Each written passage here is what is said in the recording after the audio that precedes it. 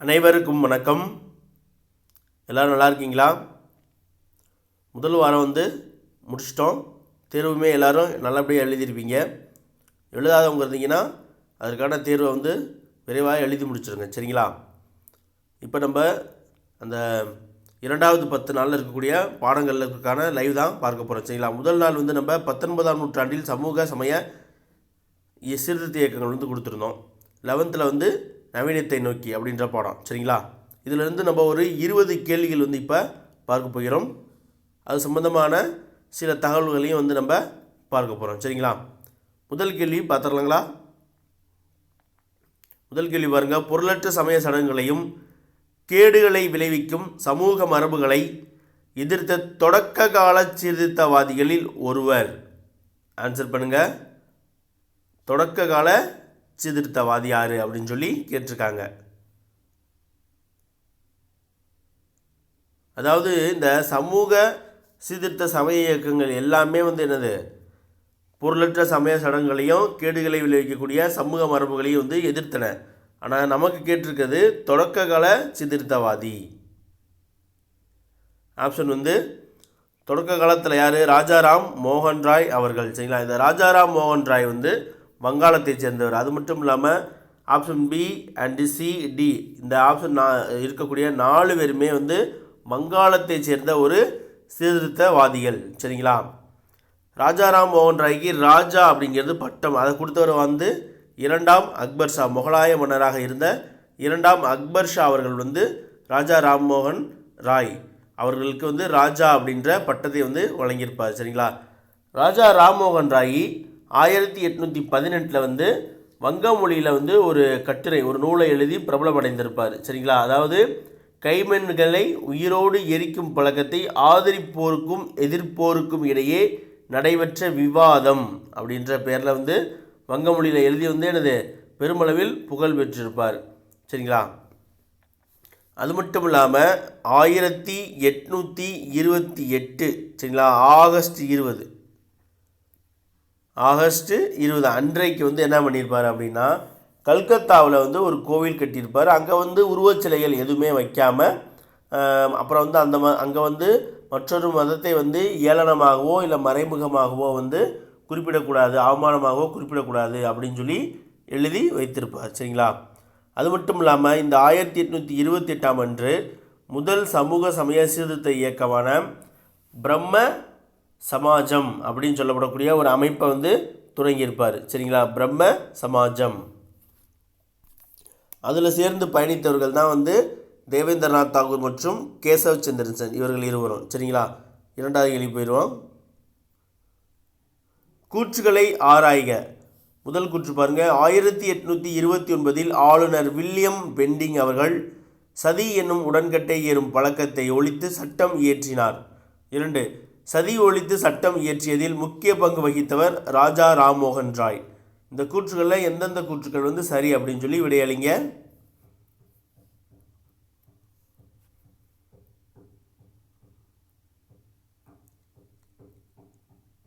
விடை பார்த்துடலாங்களா?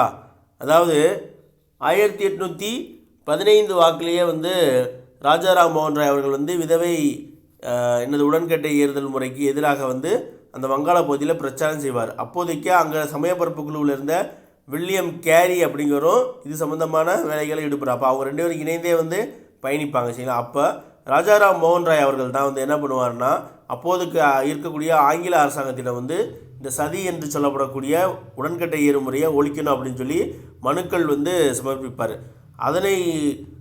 அதன் தொடர்ச்சியாக தான் வில்லியம் பெண்டிங் பிரபு இருக்கார் இல்லையா, நம்ம 1806 வேலூர் கிளர்ச்சியப்போ மெட்ராஸுடைய கவர்னராக இருந்தவர், சரிங்களா? அவர் தான் 1823 வாக்கில் வங்காளத்தில் வங்காள கவர்னராக நியமிக்கப்பட்டிருப்பார். அப்போ அவர்கிட்ட ராஜாராம் மோகன் ராய் அவர்கள்லாம் இந்த மனுக்கள் கொடுக்கும் பொழுது அவர் பார்த்துட்டு என்ன பண்ணுறாரு, 1829 வில்லியம் பெண்டிங் பிரபு என்ன சொல்கிறாரு, சதி அப்படிங்கிற பழக்கத்தை ஒழித்து சட்டமானது இயற்றினார். அப்போ ஒன்று சரி. 2வது பார்த்தீங்கன்னா, இந்த சட்டம் இயற்றதில் முக்கிய பங்கு வகித்தவர் யாருன்னா ராஜாராம் மோகன் ராய், சரிங்களா? அப்புறம் வில்லியம் கேரி, இவங்க 2 பேர், சரிங்களா? அப்போ கூற்று 1, 2 இரண்டுமே சரி. ஆப்ஷன் ஏ தான் கரெக்டானது, சரிங்களா? 3வது கொஸ்டின் போயிடலாம். கீழ்கண்ட சீர்திருத்த இயக்கங்கள் தொடர்பான கருத்துக்களில் சரியானதை தேர்வு செய்க அப்படின்னு சொல்லி கேட்டிருக்காங்க. ஆன்சர் பண்ணுங்கள். ஃபஸ்ட்டு இது வாசிச்சாரேன். பிரார்த்தனை சமாஜத்தை நிறுவியவர் ஆத்மராங் பாண்ட்ரங். இரண்டாவது ஆத்மராங் பாண்ட்ரங் அவர்களால் படைக்கப்பட்ட நூல் சத்யார்த்த பிரகாஷ் அப்படின்னு சொல்லி கொடுத்துருக்காங்க. ஆன்சர் பண்ணுங்கள்.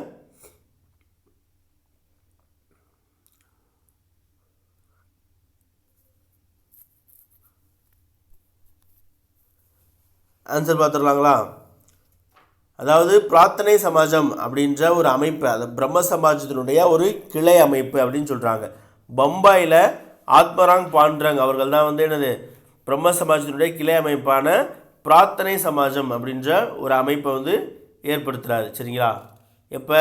1867. சரிங்களா? 1867ஆம் ஆண்டு ஏற்படுத்துகிறார். அப்போ ஒன்று சரி. சரிங்களா? ஒன்று சரி. ஆத்மராங் பாண்ட்ரங் அவர்களால் படைக்கப்பட்ட நூல் சத்யார்த்த பிரகாஷ் அப்படின்னு சொல்லி கொடுத்துருக்காங்க. இது தவறு. சரிங்களா? சத்யார்த்த பிரகாஷ் அப்படின்ற நூலை எழுதியவர் மூல் சங்கர். சரிங்களா? மூல் சங்கர் அப்படின்ற இயற்பெயரை கொண்ட சுவாமி தயானந்த சரஸ்வதி அவர்கள். சரிங்களா? சுவாமி தயானந்த சரஸ்வதி அவர்கள்.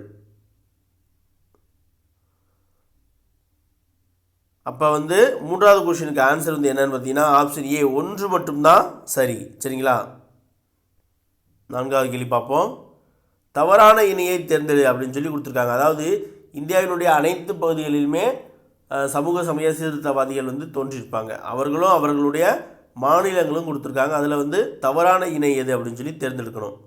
ஃபஸ்ட்டு இது பாருங்கள். ஜோதிபா பூலே மகாராஷ்டிராவா, ஐயன்காளி கர்நாடகாவா, ஸ்ரீ நாராயணகுரு அவர்கள் கேரளாவா, ராமகிருஷ்ண பரமஹம்சர் அவர்கள் வங்காளமா? கரெக்ட். அவ்வளோதான். பார்த்தோன்னே தெரிஞ்சிடும். ஐயன்காளி அவர்கள் கேரளா, கர்நாடகா கிடையாது. ஆப்ஷன் பி தான் சரியான விடை. சரிங்களா? ஜோதிபா பூலே அவர்கள் குலாம்கிரி, அதாவது அடிமைத்தனம் அப்படின்ற நூலை 1872 வெளியிட்டிருப்பார். சரிங்களா? குலாம்கிரி, அதாவது அடிமைத்தனம் அப்படின்ற பொருளை. அதற்கடுத்து அவருடைய சமூக சமய சீர்திருத்த இயக்கமான சத்திய சோதக் சமாஜ், அதாவது உண்மை நாடுவோர் சங்கம் அப்படின்ற பெயரில் இதற்கு அடுத்த வருஷம் 1873 மகாராஷ்டிராவில் இருக்கக்கூடிய பூனேவில் தொடங்கியிருப்பார். அது மட்டும் இல்லாமல் 1848 அப்படின்னு சொல்லி தமிழில் கொடுத்துருக்காங்க. அதாவது பெண்களுக்கான பள்ளியை இந்த ஜோதிபா பூலே அவர்களும் அவருடைய மனைவியான சாவித்திரிபாய் பூலே அவர்களும் தொடங்கியிருப்பாங்க. ஒரு சில டிஎன்பிசி கொஸ்டினில் என்ன கொடுத்துருக்காங்க அப்படின்னா 1851 பெண்களுக்கான பள்ளிகளை தொடங்கியிருப்பாங்க. 1852 சரிங்களா ஒடுக்கப்பட்ட மக்களுக்கான பள்ளிகளை தொடங்கியிருப்பாங்க. இந்த ஜோதிபா பூலே அவர்கள் விவசாயிகளுக்காக இரவு நேர பள்ளிகளையுமே நடத்தியிருப்பார். சரிங்களா? மற்றவங்களை பற்றி நம்ம பின்னாடி வரும்பொழுது பார்ப்போம். 5வது கேள்வி பார்ப்போம். சீக்கிய சீர்திருத்த இயக்கமான நிரங்காரிகள் இயக்கத்தை தோற்றுவித்தவர் அப்படின்னு சொல்லி கேட்டிருக்காங்க. ஆன்சர் பண்ணுங்கள்.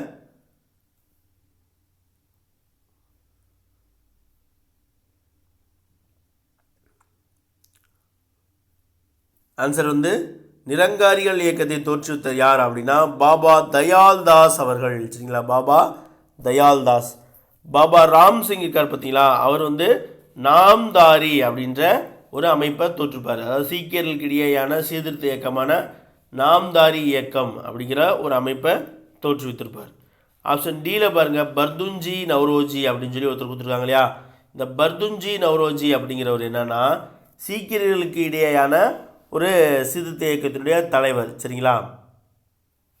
அவர் தான்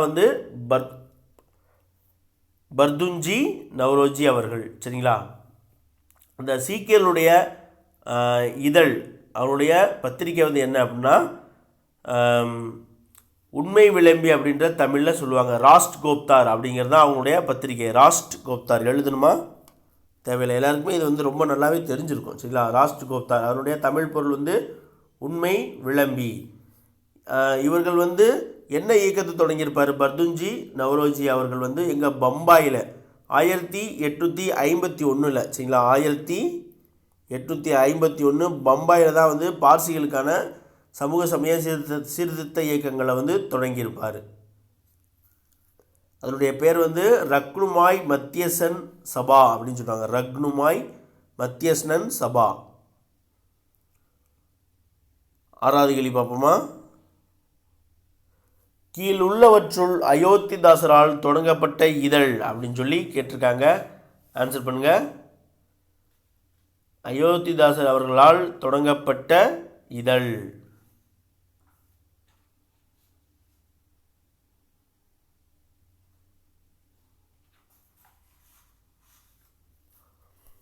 ஆன்சர் பார்த்துடலாங்களா? அயோத்திதாசர் அவர்கள் வந்து 2 இதழ்கள் வந்து தொடங்கியிருப்பார். சரிங்களா? 2 இதழ்கள். ஒன்று வந்து திராவிட பாண்டியன் அப்படின்ற ஒரு இதழை வந்து 1885ஆம் ஆண்டு, சரிங்களா, 1885ஆம் ஆண்டு திராவிட பாண்டியன் அப்படின்ற ஒரு இதழை தொடங்கியிருப்பார். அப்போ நமக்கு கொடுத்துருக்காங்களா? திராவிட பாண்டியன் ஆப்ஷன் ஏ இருக்குது. அது தவிர ஒரு பைசா தமிழன், சரிங்களா, ஒரு பைசா தமிழன் அந்த இதழ் வந்து பின்னாளில் தமிழன் அப்படின்ற பெயரில் வந்து வெளிவந்தது. இந்த ஒரு பைசா தமிழன் அப்படின்ற இதழ் வந்து 1907ஆம் ஆண்டு தொடங்கப்பட்டது. சரிங்களா? 1907ஆம் ஆண்டு தொடங்கப்பட்டு அவர் மரணம் அடையக்கூடிய 1914 வரைக்கும் நடத்திட்டு இருந்தார். சரிங்களா? அது மட்டும் இல்லாமல் அவர் வந்து ஒரு 2 அமைப்புகளை நிறுவியிருப்பார். அது என்ன அப்படின்னு பார்த்தீங்கன்னா 1891 வந்து அவர் வந்து என்ன பண்ணுறாரு, திராவிட மகாஜன சபை, சரிங்களா, திராவிட மகாஜன சபை அப்படின்னு சொல்லப்படக்கூடிய ஒரு அமைப்பை நிறுவி அந்த அமைப்பினுடைய முதல் மாநாடு அப்போ வந்து அவர் வந்து நீலகிரியில் தங்கியிருப்பார். அப்போ நீலகிரியில் நடத்தியிருப்பார். எப்போ? 1891. தமிழ் புக்கில் படித்து பார்த்தீங்கன்னா இது வந்து 1892 அப்படின்னு சொல்லி கொடுத்துருப்பாங்க. நமக்கு 10th புக்கில் 1891 தான் கொடுத்துருக்காங்க. அது மட்டும் இல்லாமல் ஜான் ரத்தினம் அவருடன் வந்து இணைந்து 1882 வந்து எனது திராவிடர் கழகம் அப்படின்ற ஒரு அமைப்பை நிறுவிப்பார். 2 பேர் சேர்ந்து 2வது வருஷம், சரிங்களா, 1882 திராவிடர் கழகம் அப்படின்ற அமைப்பையும் வந்து யார், அயோத்திதாச பண்டிதர்கள் தொடங்கியிருப்பார். அவருடைய இயற்பெயர் வந்து காத்தவராயன் அப்படிங்கிறதான் அயோத்திதாசருடைய இயற்பெயர். இவர்கள் தான் வந்து கணக்கெடுப்பின் பொழுது ஒடுக்கப்பட்ட மக்களை வந்து ஜாதியற்ற பௌத்தர்கள் அப்படின்னு சொல்லி குறிப்பிட சொல்லியிருப்பார். அடுத்து 7வது கேள்வி பார்ப்போம். இந்த திராவிடன் பத்திரிகை பற்றி பார்த்தீங்களா, இது வந்து அண்ணா அவர்களுடைய பத்திரிகை. சரிங்களா? அவர்கள் தான் அந்த திராவிடன்ற பத்திரிகையை தொடங்கியவர், அண்ணா அவர்கள். 7வது கேள்வி பாருங்கள். கீழ்கண்ட கூற்றுகளை ஆராய்க. 1. வள்ளலார் சிதம்பரத்திற்கு அருகேயுள்ள மருதூரில் பிறந்தார். அடுத்து 2வது பாருங்கள். வடலூரில் உள்ள சத்திய தர்மசாலையில் தற்பொழுதும் ஏழைகளுக்கு இலவச உணவு வழங்க அளிக்கப்படுகிறது. இந்த 2 கூற்றுக்களில் எந்த கூற்று சரி அப்படின்னு சொல்லி ஆன்சர் பண்ணுங்கள். இன்னொரு கேள்வி கேட்குறேன். ஜீவகாருண்ய தினமாக நாம் அதாவது தமிழ்நாட்டில் கடைபிடிக்கப்படும் நாள் ஜீவகாருண்ய தினமாக எந்த நாள்னு சொல்லி கமெண்ட் பண்ணுங்கள். அக்டோபர் 5. கரெக்ட், அக்டோபர் 5 அந்த நாளை தான் வந்து ஜீவகாருண்ய தினமாக கடைபிடிக்கிறோம். ஏன் அப்படின்னா அன்றைய நாள் தான் வள்ளலார் அவர்கள் சிதம்பரத்துக்கு அருகே உள்ள மருதூரில் பிறந்திருப்பார். எந்த வருஷம் அப்படின்னு பார்த்தீங்கன்னா 1823. சரிங்களா? 1823 அக்டோபர் 5 அன்றைக்கு பிறந்திருப்பார். சரிங்களா? அப்போ ஃபஸ்ட்டு ஒன்று கரெக்ட். 2வது வடலூரில் உள்ள சத்திய தர்மசாலையில் தற்பொழுதும் ஏழைகளுக்கு இலவச உணவு அளிக்கப்படுகிறது அப்படின்னு சொல்லி கொடுத்துருக்காங்க. இதுவுமே கரெக்டு. அளிக்கப்படுகிறதுன்னு கொடுத்துருக்கோம், மன்னிச்சுக்கணும். அதாவது அவர் வந்து 1866 வாக்கில் ஒடிசாவில் நம்ம ஒடிசா பஞ்சம் அப்படின்னு சொல்லி 12th படிப்போம். அதாவது இங்கே புத்தகத்தில் கொடுத்துருப்பாங்க 1866 வாக்கில் தென்னிந்தியாவில் நடந்த ஒரு கடுமையான பஞ்சத்தின் காரணமாக 1867ஆம் ஆண்டு வடலூர், அதாவது கடலூர் மாவட்டத்தில் இருக்கக்கூடிய வடலூர் அப்படின்ற இடத்துல வந்து ஒரு அனைவருக்கும் ஜாதி மத பேதமின்றி அனைவருக்கும் உணவளிக்கக்கூடிய ஒரு சத்திய தர்மசாலையை வந்து தொடங்கியிருப்பார். அந்த அடுப்பு இன்னைக்கு வரைக்கும் அணையாமல் எரிந்து கொண்டு எல்லோருக்கும் இன்னைக்கு வரைக்கும் அங்கே ஏழைகளுக்கு இலவசமாக உணவு அளிக்கப்பட்டு தான் வருகிறது. ஆனால் அதற்கு முன்னாடியே இவர் 1865 2 ஆண்டுகள் முன்னாடியே வந்து ஒரு அமைப்பை தொடங்கியிருப்பார். என்ன அப்படின்னு பார்த்தீங்கன்னா சமரச வேத சன்மார்க்க சங்கம் அப்படின்ற அமைப்பை தொடங்கியிருப்பார். பின்னாளில் வந்து அதனுடைய பெயரை மாற்றுவார். அந்த வேத அப்படிங்கிற பெயரை மாற்றுவார். எப்படி அப்படின்னா சமரச சன்மார்க்க சத்திய சங்கம் அப்படின்னு சொல்லி மாற்றுவார். இல்லைன்னா சமரச சன்மார்க்க சுத்த சத்திய சங்கம் அப்படின்னு சொல்லி பெயர் மாற்றம் செய்திருப்பார். எட்டாவது கேள்வி பார்ப்போம். கூற்று காரணமாக கொடுத்துருக்காங்க. சர் சையது அகமது கான் 1875ஆம் ஆண்டு அலிகார் நகரில் அலிகார் முகமதியா ஆங்கிலோ ஓரியண்டல் கல்லூரியை நிறுவினார் அப்படின்னு சொல்லி கொடுத்துருக்காங்க. காரணம் அலிகார் இயக்கம் எனப்பட்ட அவரது இயக்கம் இக்கல்லூரியை மையப்படுத்தி நடைபெற்றதால் அப்பெயர் பெற்றது அப்படின்னு சொல்லி கொடுத்துருக்காங்க. இந்த கூற்றுகளில் கூற்று காரணம் சம்பந்தமான விடையளிங்க.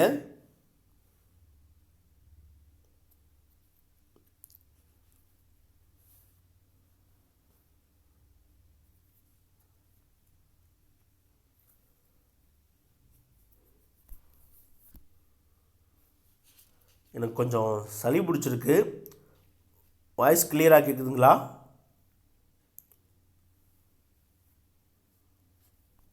சரி, ஆன்சர் பார்த்துடலாம்ங்களா? கூற்று பார்த்திங்கன்னா 10th புக்கில் என்ன கொடுத்துருக்காங்க அப்படின்னா, சர் சையது அகமது கான் அவர்கள் 1875ஆம் ஆண்டு அலிகார் நகரில் ஒரு முகமதியா ஆங்கிலோ ஓரியண்டல் கல்லூரியை நிறுவியிருப்பார் அப்படின்னு சொல்லி கொடுத்துருக்காங்க. இந்த கூற்று மிகச்சரி. சரிங்களா? கூற்று கரெக்டு. அதே இது பார்த்தீங்கன்னா முஸ்லீம் மக்களிடையே 1868 என்னது நவீன கல்வியை தொடங்குவதற்காக பல மாவட்டங்களில் இவர் கல்வி குழுக்கள் அமைக்கப்படுவதை ஊக்கப்படுத்தியவர் தான் சர் சையது அகமது கான் அவர்கள். அதே போல் 1875 தான் இவர் அலிகாரில் ஒரு நவீன முகமதிய பள்ளியை தொடங்கியிருப்பார். இதுதான் 1877 முகமதியன் ஆங்கிலோ ஓரியண்டல் கல்லூரியாக வளர்ச்சி பெற்றது அப்படின்னு சொல்லி கொடுத்துருக்காங்க. சரிங்களா? அப்போ கிட்டத்தட்ட ஒன்று தான். 75 இயக்கம் ஆரம்பித்து ஒரு ஸ்கூல் ஆரம்பிக்கிறார் 12th புக்கில், அப்படி தான் கொடுத்துருக்காங்க. 2 வருஷம் கழித்து அது கல்லூரியாக மாறுது. 10th புக்கில் டேரெக்டாகவே கொடுத்துட்டாங்க. 1875 ஒரு அலிகார் முகமதியா ஆங்கிலோ ஓரியண்டல் கல்லூரியை நிறுவியிருக்காரு. இந்த கல்லூரி பின்னாளில் 1920 என்னது பல்கலைக்கழகமாக மாற்றம் பெறுகிறது. அது மட்டும் இல்லாமல் இவருடைய அந்த அலிகார் இயக்கம் அப்படிங்கிற அவருடைய இயக்கம் இந்த கல்லூரியை தான் மையப்படுத்தி இருந்துச்சு. அங்கேருந்து தான் பல இஸ்லாமிய தலைவர்கள் தோன்றுட்டாங்க. அப்போ காரணம் சரி. அது மட்டும் இல்லாமல் காரணம் கூற்றை விளக்கவும் செய்கிறது. சரிங்களா? அப்போ எங்கே இருக்குது ஆப்ஷன்? கூற்று காரணம் சரி, காரணம் கூற்றிற்கான சரியான விளக்கம் ஆப்ஷன் சி தான் சரியான விடை. சரிங்களா? 9வது கேள்வி பார்ப்போம். ரக்னுமாய் மத்தியசன் சபா என்பது அப்படின்னு கேட்டிருக்காங்க. ஏற்கனவே சொல்லிட்டேன், எல்லாரும் ஆன்சர் பண்ணுங்கள் டக்குன்னு.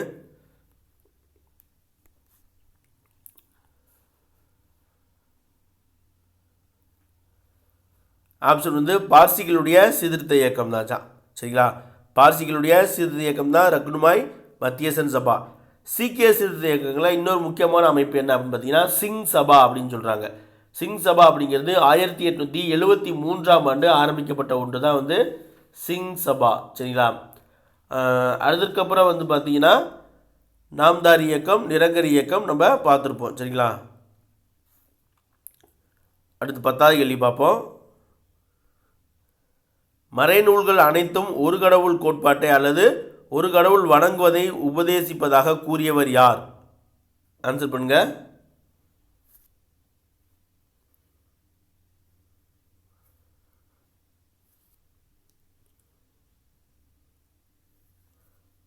ஆன்சர் ராஜாராம் மோகன் ராய் தான் சொல்லியிருப்பார். ஒரு கடவுள் சங்கம் அப்படின்னு இவருடைய அமைப்பான பிரம்ம சமாஜத்தை சொல்லுவாங்க. அதனுடைய உறுப்பினர்களை ப்ரொமோக்கள் அப்படின்னு சொல்லுவாங்க. சரிங்களா? ராஜாராம் மோகன் ராய் அவர்கள் இறந்ததுக்கப்புறம், சரிங்களா, ராஜாராம் மோகன் ராய் அவர்கள் இறப்பிற்கு அப்புறம் 1833 வாக்கில் தேவேந்திரநாத் தாகூர் இருக்கார் இல்லையா, ஆப்ஷன் பியில், அவர் தான் இந்த பிரம்மஞான சபையை முன்னெடுத்து நடத்தி செல்வார். சரிங்களா? அதன் பின்னாளில் கேசவ சந்திரசன் அவர்கள் சபையில் ஜாயின் பண்ணுவார். அதுக்கப்புறம் அவருடைய காலகட்டங்களில் தீவிர மாற்றங்கள் வேணும் அப்படிங்கிறதுக்காக சபை 2ஆக பிளக்கப்படும். சரிங்களா? சபையானது இப்போ கேசவ சந்திரசன் அவர்கள் எப்போ சபையில் இணைவார் அப்படின்னு பார்த்தீங்கன்னா 1857 இணைவார். சரிங்களா? 1857 பெரும்புரட்சி நடந்துச்சு இல்லையா, அப்போ இணைவார். அப்புறம் ஒரு 9 வருஷம் பயணம் போனார். அதுக்கப்புறம் 1866 உறுப்பினர்களுடைய என்னது பிளவு ஏற்பட்டுரும். அடுத்து பார்த்துடலாம். 11வது கேள்வி பார்ப்போமா. பிரம்ம சமாஜம் நிறுவப்பட்ட ஆண்டு கேட்டிருக்காங்க. ஆன்சர் பண்ணுங்க.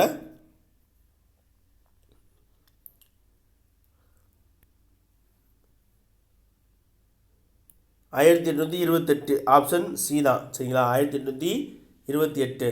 இந்த நம்ம ராஜா ராம்மோகன் ராய் இருக்கார் இல்லையா, இவர் வந்து பல மொழியில் புலமை பெற்றிருப்பார். வங்காளம், அவருடைய தாய்மொழியான வங்காளம், அப்புறம் சமஸ்கிருதம், அரபி, பாரசீகம், ஃப்ரெஞ்சு போன்ற ஆங்கிலம் போன்ற மொழிகள் எல்லாமே வந்து இவர் புலமை பெற்றவராக இருந்திருப்பார்.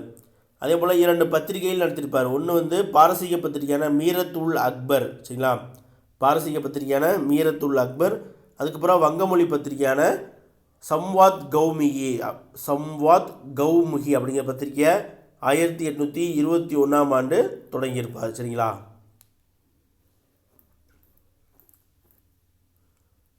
அடுத்து 12வது கேள்வி பார்ப்போம். கேசவ் சந்திரசன் சமாஜத்திலிருந்து விலகி புதிய அமைப்பான டேஸை தொடங்கினார் அப்படின்னு சொல்லி கேட்டிருக்காங்க.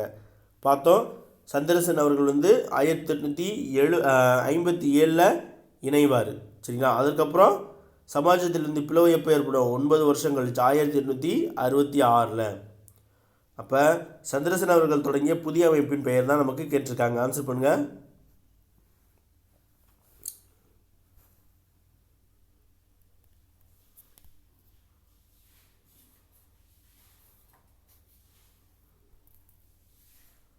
ஆப்ஷன் வந்து ஆன்சர் பார்த்துடலாம்ல, இந்திய பிரம்மா சமாஜம். சரிங்களா. கேசவ சந்திரசன் அவர்களால் தொடங்கப்பட்ட சமாஜம் வந்து இந்திய பிரம்ம சமாஜம். பின்னாளில் வந்து இந்த பிரம்ம சமாஜத்தினுடைய பிரம்மக்கள் இருக்காங்க இல்லையா, அவங்க வந்து குழந்தை திருமணத்திற்கு எதிரானவர்கள். ஆனால் கேசவ சந்திரசனே, சரிங்களா, இந்திய பிரம்ம சமாஜத்தினுடைய தலைவரே என்ன பண்ணுவார், அவருடைய மகளை வந்து ஒரு 14 வயது இளவரசருக்கு கல்யாணம் பண்ணி தருவார். அதனால் அங்கே அதில் இருக்கக்கூடிய இந்திய பிரம்ம சமாஜத்தில் இருக்கக்கூடிய உறுப்பினர்கள்லாம் என்ன பண்ணுவாங்க, இவரை விட்டு பிரிந்து போய் சாதாரண சமாஜ் அப்படின்ற ஒரு அமைப்பில் இருப்பாங்க. சரிங்களா. சாதாரண சமாஜ். ஆதி பிரம்ம சமாஜம் இருக்குது பார்த்தீங்களா, அதாவது ஏற்கனவே இருந்த பிரம்ம சமாஜத்திலேருந்து இந்திய பிரம்ம சமாஜம் பிரிஞ்சதுக்கப்புறம் தேவேந்திரநாத் தாகூர் தான் வந்து இதை பிரம்ம சமாஜத்து தலைமையாக இருப்பார் இல்லையா, அப்போ அவர் தலைமையில் தேவேந்திரநாத் தாகூர் அவருடைய தலைமையில் இருந்த பிரம்ம சமாஜத்தை வந்து ஆதி பிரம்ம சமாஜம் அப்படின்னு அழைத்தாங்க. ஏன்னா அதுதான் ஃபஸ்ட்டு ஆரம்பிச்சு தொடக்கம். ஆதினா என்னது, முதல் அப்படின்ற பொருள். 13வது கொஸ்டின் பார்ப்போம். கூற்றுகளுக்கு பொருத்தமானதை காண்க அப்படின்னு சொல்லி கொடுத்துருக்காங்க. 1. சமூகத்தை திருத்துவதற்கு மேலை நாட்டு சிந்தனைகளை விட இந்து மறைநூல்களே முற்போக்கானவை என வாதிட்டவர். 2. நவீன வங்காள உரைநடையின் முன்னோடி.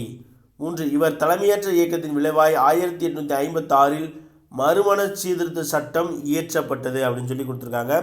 இந்த 3 கூற்றுகளுக்குமே பொருத்தமான நபர் யார் அப்படின்னு சொல்லி ஆன்சர் பண்ணுங்க.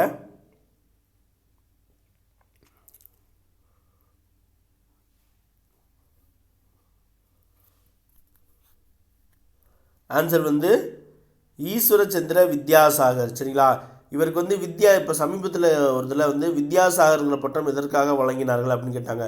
இவர் வந்து கல்வி பணி செய்தார் வங்காளத்தில், அதற்காக தான் வந்து இவருக்கு வித்யாசாகர் அப்படின்ற பட்டம் வழங்கப்பட்டது. அது மட்டும் இல்லாமல் இவர் வந்து சமூகத்தை திருத்த மற்றவர்களெல்லாம் மேலை நாட்டு சிந்தனைகளை யோசிக்கும் போது இவர் வந்து இந்து மறைநூல்களையே வந்து என்னது அவருடைய வாதத்திற்கு எடுத்துக்காட்டாக வச்சார். அதிலேயே வந்து மறைநூல்களே வந்து என்னது ஒரு கடவுள் வழிபாட்டை ஆதரிக்கவில்லை அப்படின்னு சொன்னார். விதவைகளை உயிரோடு எரிக்கும் முறையை வந்து ஆதரிக்கவில்லை அப்படின்னு சொல்லி சொல்லியிருப்பார். அது மட்டும் இல்லாமல் பிரம்ம சமாஜத்தினுடைய நூல்களை இவருடைய வாதத்திற்கு பயன்படுத்தியிருப்பார். சரிங்களா. இதுவுமே வந்து ஒரு டிஎன்பிசியில் கேட்டிருக்காங்க. பிரம்ம சமாஜ நூல்களை தன்னுடைய வாதங்களுக்கு பயன்படுத்திய சமூக சீர்திருத்தவாதி யார் அப்படின்னு சொல்லி கேட்டிருக்காங்க. இவர் காலத்தில் வந்து வங்காளம் வந்து உரைநடையின் உச்சத்துக்கு போகும். அதனால் வந்து இவரை வங்காள உரைநடைய முன்னோடி அப்படின்னு சொல்லுவாங்க. அப்போ 1 கரெக்டு, 2 கரெக்டு. இவர் தலைமையேற்ற இயக்கத்தின் விளைவாக தான் 1856 சரிங்களா 56 விதவை மறுமண சீர்திருத்த சட்டம் அப்படின்ற ஒரு சட்டமானது இயற்றப்பட்டது. அதற்கடுத்து 1860 வந்து முதன்முறையாக திருமண வயது சட்டம் அப்படின்ற சட்டம் இயற்றப்பட்டது. சரிங்களா. 14வது கொஸ்டின் பார்ப்போம். பிரார்த்தனை சமாஜம் நிறுவப்பட்ட ஆண்டு எது அப்படின்னு சொல்லி கேட்டிருக்காங்க. ஆன்சர் பண்ணுங்கள். பிரார்த்தனை சமாஜம் வந்து எங்கே, பாம்பேல. சரிங்களா. பிரார்த்தனை சமாஜம் நிறுவப்பட்ட ஆண்டு.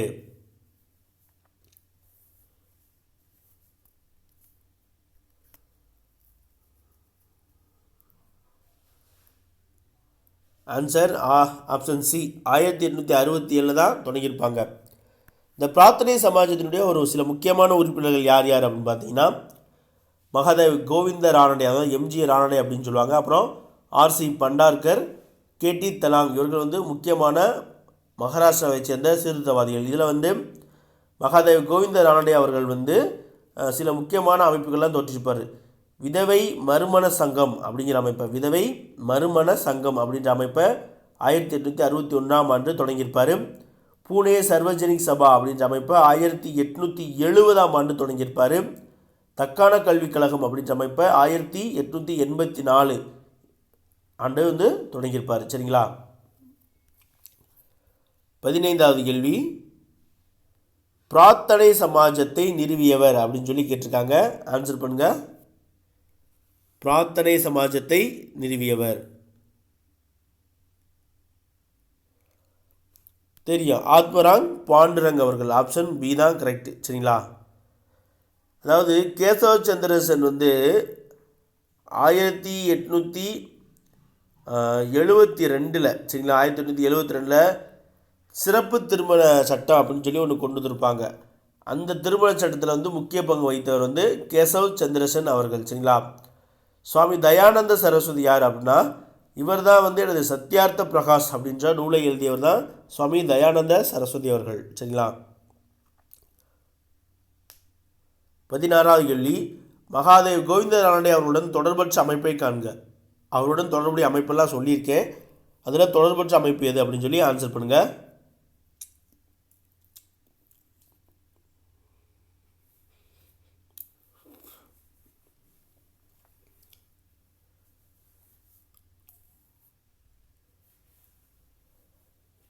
ஆப்ஷன் ஏ சாது ஜன பரிபாலன சங்கம். இதுதான் வந்து எனது மகாதேவ் ரானடே அவர்களுடன் தொடர்பற்ற ஒரு அமைப்பு. சரிங்களா? இந்த சாது ஜன பரிபாலன சங்கம் அப்படின்ற அமைப்பை வந்து யார் தொடங்கியிருப்பா அப்படின்னு பார்த்தீங்கன்னா, ஐயன்காளி அவர்கள் தான் தொடங்கியிருப்பார். சரிங்களா? ஐயன்காளி வந்து திருவனந்தபுரத்தில் இருக்கக்கூடிய வெங்கனூர் அப்படின்ற ஊரில் பிறந்திருப்பார்.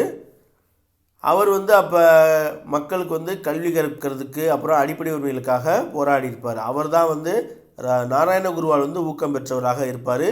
எந்த வருஷம் அப்படின்னு பார்த்தீங்கன்னா 1907 வந்து சாது ஜன பரிபாலன சங்கம் அப்படின்ற ஒரு அமைப்பை தொடங்கியிருப்பார். சரிங்களா?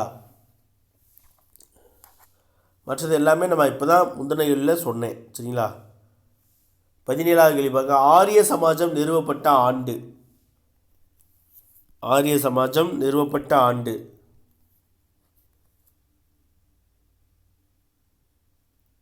ஆன்சர் ஆப்ஷன் டி தான். 1875ஆம் ஆண்டு தான் சத்யார்த்த பிரகாஷ் அப்படின்ற நூலை வெளியிட்டிருப்பார்.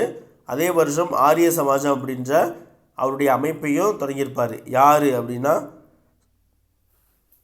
பின்னாடி பார்ப்போம். அடுத்த கேள்வியில்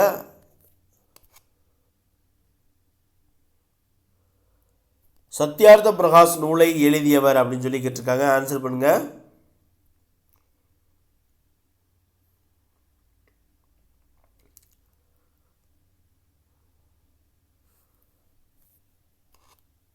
ஆப்ஷன் வந்து ஏ தான் கரெக்ட். சுவாமி தயானந்த சரஸ்வதி அவர்கள் தான் வந்து எனது சத்யார்த்த பிரகாஷ் அப்படின்ற நூலை 1875 வெளியிட்டிருப்பார்.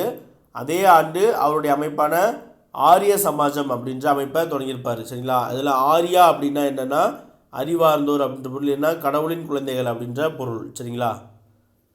ராமகிருஷ்ண பரமஹம்சர் இருக்காருங்க இல்லையா, இவருடைய இயற்பெயர் வந்து கடாதர சட்டர்ஜி. கடாதர சட்டர்ஜி. இவர் வந்து வங்காளத்தில் கல்கத்தாவுக்கு அருகே இருக்கக்கூடிய தட்சிணேஸ்வரம் அப்படின்ற ஊரில் ஒரு காளி கோயிலுடைய பூசாரியாக இருப்பார். இவர் ஒருத்தர் மட்டும்தான் வந்து இந்த உருவ வழிபாட்டை ஆதரிச்சிருப்பார். இவர் வந்து கடவுளை வந்து வணங்கி பாடி உருவத்தை வந்து நம்ம பார்த்து அதன் மூலிமா பேரின்ப நிலையை அடையலாம் அப்படின்னு சொல்லியிருப்பார். அதே போல் கடவுளை அடைய பல வழிகள் இருக்குது அப்படின்னு சொல்லியிருப்பார். சரிங்களா? கடவுளை அடைவதற்கு பல வழிகள் இருக்குது. அவருடைய முதன்மை சீடர் தான் விவேகானந்தர் அவர்கள். அவருடைய பெயரால் வந்து எனது ராமகிருஷ்ண மிஷன் அப்படின்ற அமைப்பை வந்து தொடங்கியிருப்பார். சரிங்களா? 1879 வாக்கில் வந்து ராமகிருஷ்ண மிஷன் அப்படின்ற அமைப்பை தொடங்கியிருப்பார். வள்ளலார் அப்படிங்கிறது ராமலிங்க அடிகளுடைய பட்டப்பெயர் தான் வள்ளலார். 19வது கேள்வி பார்ப்போம்.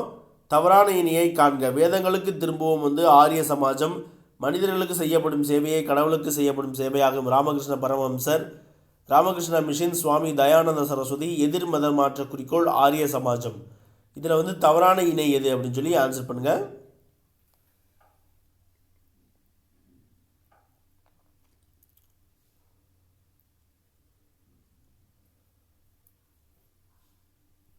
ஆன்சர் பார்த்துடலாங்களா? வேதங்களுக்கு திரும்புவோம் அப்படிங்கிறது என்னது? தயானந்த சரஸ்வதி அவருடைய முழக்கம் தான். சரிங்களா? வேதங்களுக்கு திரும்புவோம், அது வந்து ஆரிய சமாஜத்துடன் தொடர்புடையது. அப்போ இது வந்து கரெக்டு. சரிங்களா? அதே போல் சுயராஜ்யம் பற்றி அப்பொழுதே அவருடைய சொற்பொழிவுள்ள பேசியவர் பரப்பியவர் வந்து சுவாமி தயானந்த சரஸ்வதி அவர்கள். ஆப்ஷன் பி பாருங்கள், மனிதர்களுக்கு செய்யப்படும் சேவையை கடவுளுக்கு செய்யப்படும் சேவையாகும் அப்படின்னு சொன்னவர் ராமகிருஷ்ண பரமஹம்சர் அவர்கள் தான் அவ்வாறு சொல்லியிருப்பார். சரிங்களா? மனிதர்களுக்கு செய்யப்படும் சேவை தான் கடவுளுக்கு செய்யப்படும் சேவை. அது மட்டும் இல்லாமல் சீவன் என்பதே சிவன் அப்படின்னும் சொல்லியிருப்பார். ஆப்ஷன் சி பாருங்கள், ராமகிருஷ்ண மிஷன் அப்படிங்கிறது வந்து சுவாமி தயானந்த சரஸ்வதி. இது ரெண்டுக்கும் எந்த தொடர்பும் கிடையாது. சரிங்களா? ராமகிருஷ்ண தொடங்கியவர் வந்து விவேகானந்தர் அவர்கள். அப்போ ஆப்ஷன் சி தான் வந்து தவறான, இதுதான் வந்து நமக்கு கரெக்டான ஆன்சர். எதிர் மதமாற்ற குறிக்கோள் அப்படிங்கிறது ஆரிய சமாஜம் அப்படின்னு கொடுத்துருக்காங்க. அதாவது ஆரிய சமாஜம் வந்து சுத்தி இயக்கம், சுத்தி அப்படின்ற ஒரு இயக்கம், சுத்திகரிப்பு அப்படின்ற பொருளை ஆரம்பிச்சிருப்பாங்க. அதாவது என்ன அப்படின்னா, எதிர் மதமாற்றம், இந்துக்களாக இருந்து இஸ்லாமியர்களாக மாறியவர்கள் வந்து மீண்டும் வந்து எனது தாய் மதமான இந்து மதத்திற்கே திரும்பலாம் அப்படின்னு சொல்லுவார். அப்படி மதமாற்றம் செய்வார். சரிங்களா? அதனால் வந்து அவரை இந்து சமயத்தினுடைய மார்ட்டின் லூதர் கிங் அப்படின்னு சொல்லி அழைப்பாங்க. யார்? தயானந்த சரஸ்வதி அவர்களை இந்து சமயத்தினுடைய மார்ட்டின் லூதர் கிங். அதாவது அப்போதைய அந்த மதத்திலே வந்து ஒரு புரட்சி செய்வார். சரிங்களா? அதனால தான் வந்து அதை எதிர் மதமாற்றம் அப்படின்னு சொல்லுவாங்க. இதை வந்து தியோபந்த் இயக்கம் வந்து எதிர்க்கும். சரிங்களா? முஸ்லீம்களை வந்து மதமாற்றம் செய்கிறாங்க அப்படின்னு சொல்லி தியோபந்த் இயக்கம் வந்து எதிர்ப்பாங்க.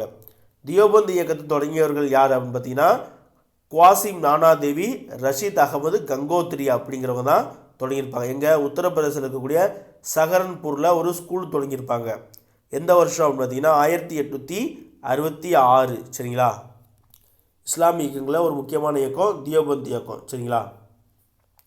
அப்புறம் பீரங்கி மஹால் அப்படின்னு சொல்லி ஒரு அமைப்பு இருக்கும். பீரங்கி மஹால் அது ரொம்ப பழமையான ஒரு அமைப்பு. சரிங்களா? பீரங்கி மஹால். அது மட்டும் இல்லாமல் அகமதியா இயக்கம், இதை வந்து கேட்டிருக்காங்க, டிஎன்பிசியில் கேட்டிருக்காங்க. அகமதியா இயக்கத்தை தொடங்கியவர் யார் அப்படின்னா மிர்சா குலாம் அகமது கான் அவர்கள். எப்போ அப்படின்னு பார்த்தீங்கன்னா 1889 தொடங்கியிருப்பார். சரிங்களா?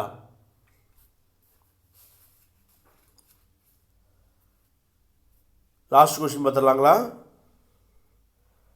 பிரம்மஞான சபை இந்தியாவில் அமைக்கப்பட்ட ஆண்டு எது அப்படின்னு சொல்லி கேட்டிருக்காங்க. ஆன்சர் பண்ணுங்கள்.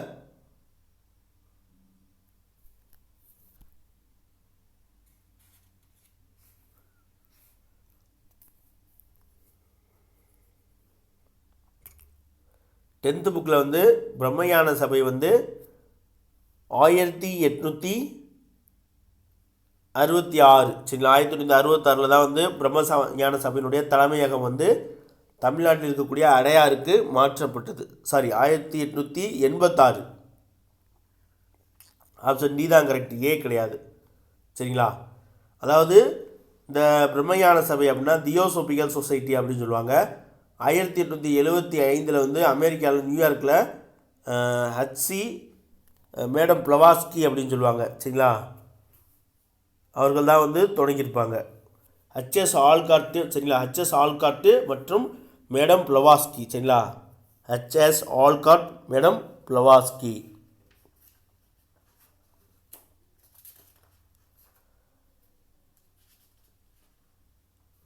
அவ்வளோதான், இன்றைக்கான லைவ் வந்து முடிஞ்சிருச்சு. இது தவிர ஒரு முக்கியமான சீர்திருத்தவாதி யார் அப்படின்னு பார்த்தீங்கன்னா மகாராஷ்டிரா பகுதியில் பண்டித ரமாபாய் அவர்கள் இருப்பாங்க. சரிங்களா? அவங்க வந்து சரஸ்வதி பண்டித அப்படிங்கிற பட்டம் வாங்கியிருப்பாங்க. சரிங்களா? அவங்க வந்து பெண்களுக்காக சாரதா சதன், முக்தி சதன் அப்படின்ற அமைப்புகளை நடத்தியிருப்பாங்க. சாரதா சதன் அப்படின்னா வீடற்றவர்களுக்கான இல்லம் அப்படின்னு பொருள். முக்தி சதன் அப்படின்னா சுதந்திர இல்லம் அப்படின்ற பொருள். சரிங்களா? ஓகே, இன்றைக்கான லைவ் கிளாஸ் வந்து முடிஞ்சிருச்சு. இந்த கிளாஸ் வந்து உங்களுக்கு யூஸ்ஃபுல்லாக இருக்கும் அப்படின்னு சொல்லி நம்புகிறேன்.